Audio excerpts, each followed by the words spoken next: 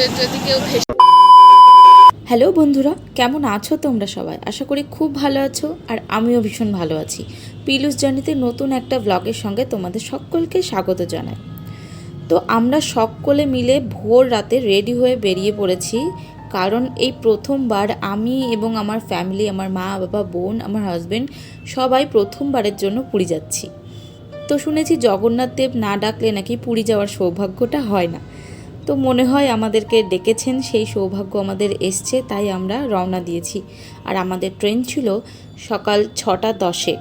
বন্দে ভারতে যাওয়ার আমাদের খুব ইচ্ছে ছিল, নতুন ট্রেন এক্সপিরিয়েন্স করা হয়নি, তো সেই কারণে সেই ট্রেন ধরবো বলেই এই টিকিট কাটা আর এই সময় বেরিয়ে পড়া। আমাদের এই ফ্যামিলি ট্রিপটা হতে চলেছে 3 দিন 2 রাতের জন্য।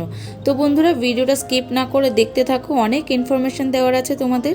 গিয়ে তোমরা কোথায় থাকবে, কেমন ভাড়া লাগবে কিসে, আর কিভাবে যাবে, সমস্ত কিছু এখানে কিন্তু শেয়ার করব। আর আমাদের ফার্স্ট দিনটাও আমরা মিস হবে না, কারণ আমরা পৌঁছে যাব প্রায় 1-1:30টার মধ্যে। তারপরে কি করলাম না করলাম সমস্ত কিছু শেয়ার করব।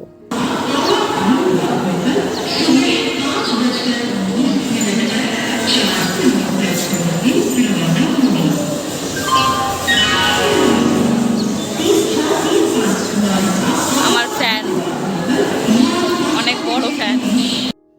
ভ্রমণ পিপাসুদের কাছে কিন্তু একটা প্রিয় জায়গা হলো পুরী। এছাড়াও ভারতবর্ষের 4টে ধামের মধ্যে পুরী একটা।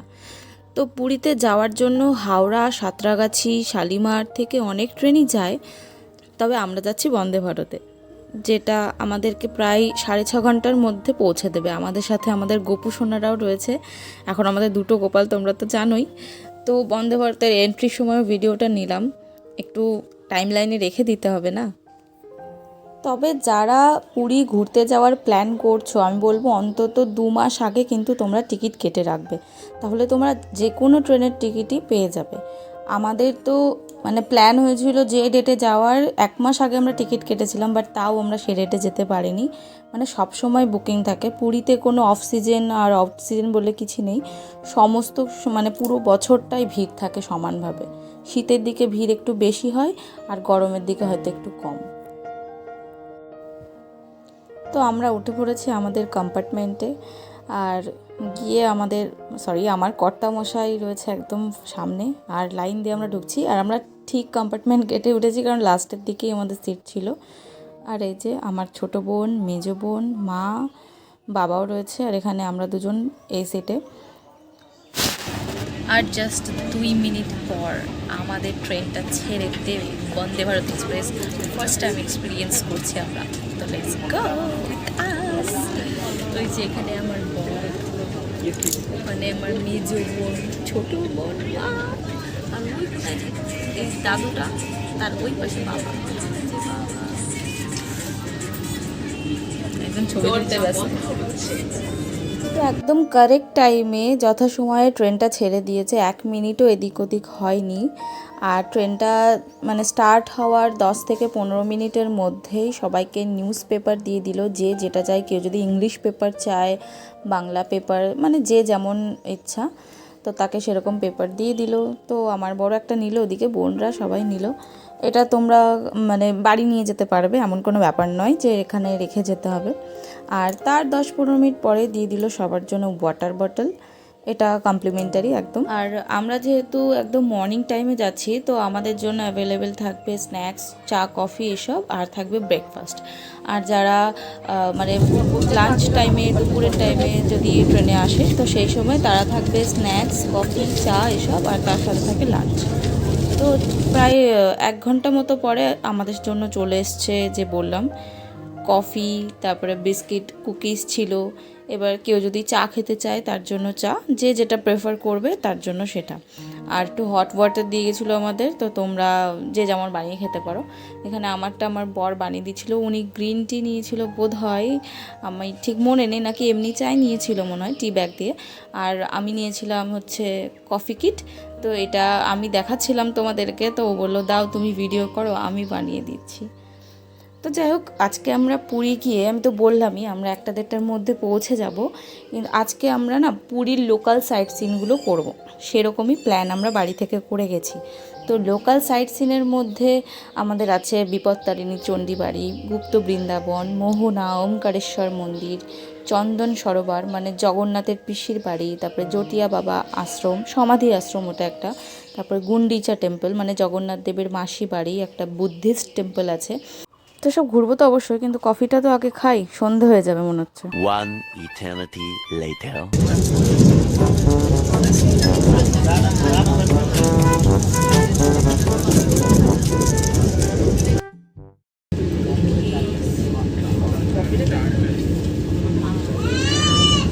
আমি নিয়েছি কফি, সবাই খেতে দিয়েছে।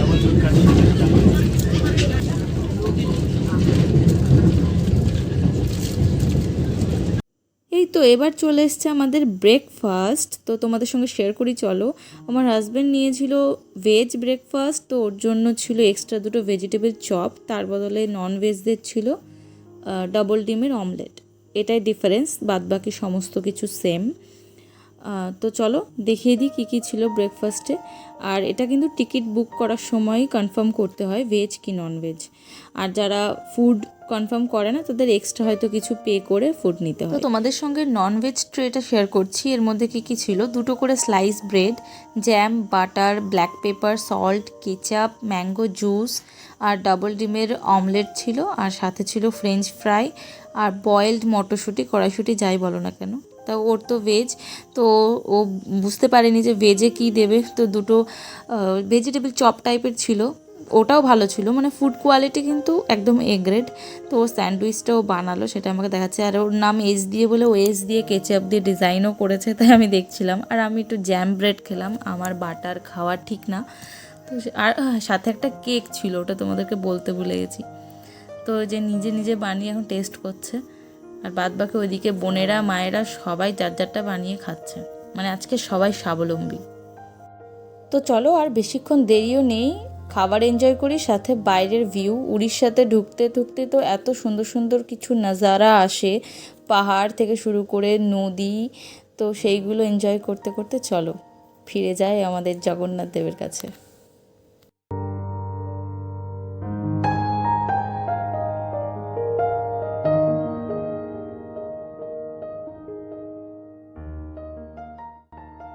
ফোনের এমপি আর কতই বা 50-60 হবে, তাতে কি আর তেমন ধরা পড়ে নেচারের সৌন্দর্য, যতটা না আমরা 576 মেগাপিক্সেল দিয়ে দেখেছি।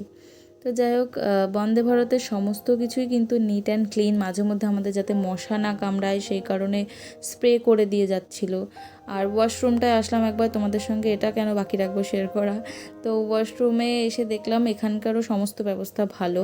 এখানে অটোমেটিক হ্যান্ড ওয়াশার থেকে শুরু করে হ্যান্ড ড্রায়ারও রয়েছে, অ্যান্ড সিঙ্ক তো একদম নিট অ্যান্ড ক্লিন ছিল, টয়লেটও পরিষ্কার পরিচ্ছন্ন। তো আমরা এখানে এখন ফটো মটো তুলছি, একদম দেখি গেটের কাছে দাঁড়িয়ে 3 বোর্ডে,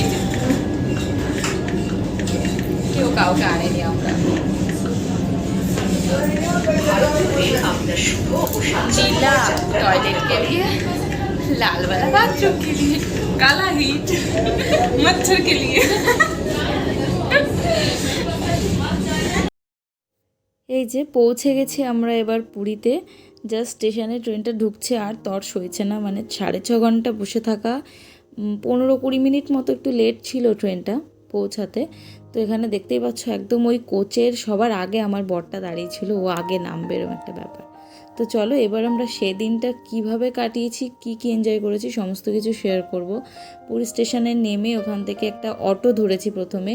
আর হোটেল তোমরা বুক করলে তোমরা চেষ্টা করবে, যদি পুরীর আশেপাশে ঘোরার প্ল্যান থাকে বা একটু কোথাও গিয়ে ঘোরার প্ল্যানও থাকে, 2-3 দিনের প্ল্যান থাকলে তোমরা চেষ্টা করবে স্বর্গদ্বারের কাছাকাছি হোটেলটা নেওয়ার, তাহলে অনেক সুবিধা হয় সব জায়গায় যেতে।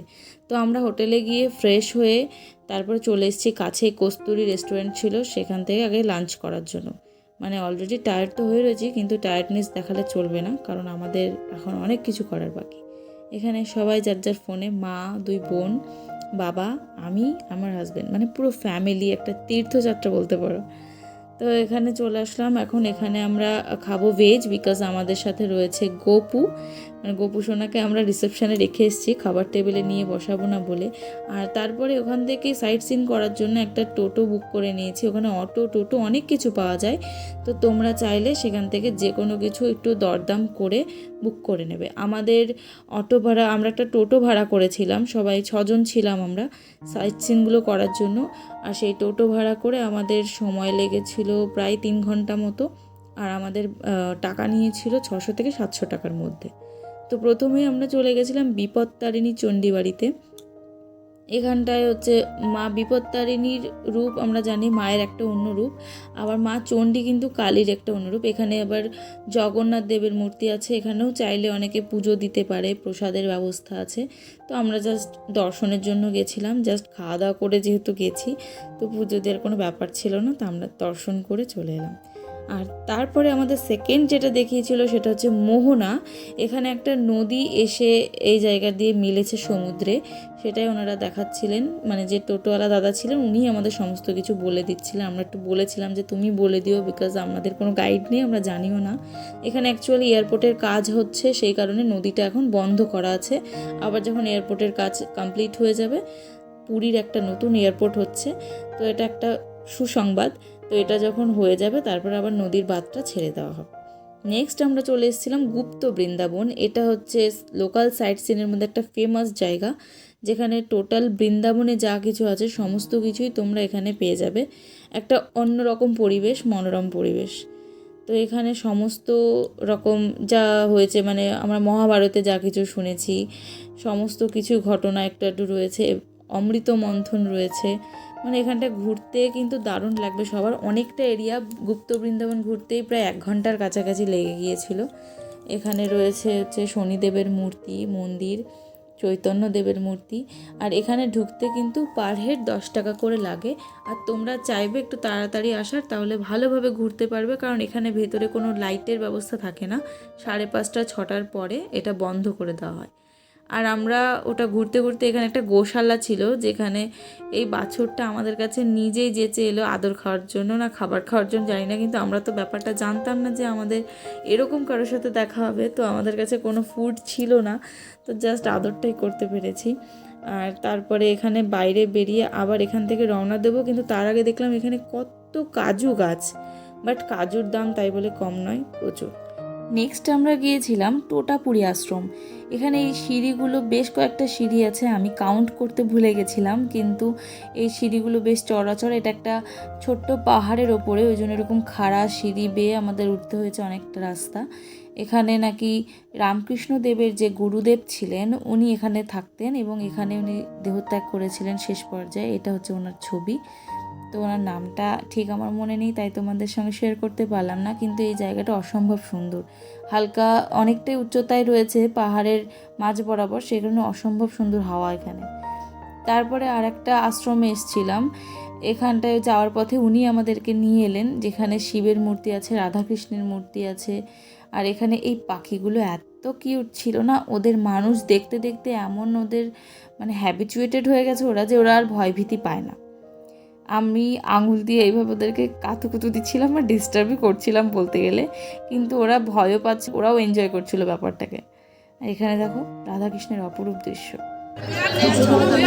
অনেকগুলি শিব ঠাকুরের লিঙ্গ রয়েছে, ওটা হচ্ছে ওমকারেশ্বর মন্দির। ওমকারেশ্বর মন্দির ঘোরার পর আমরা চলে এসেছিলাম জটিয়া বাবার সমাধি আশ্রমে।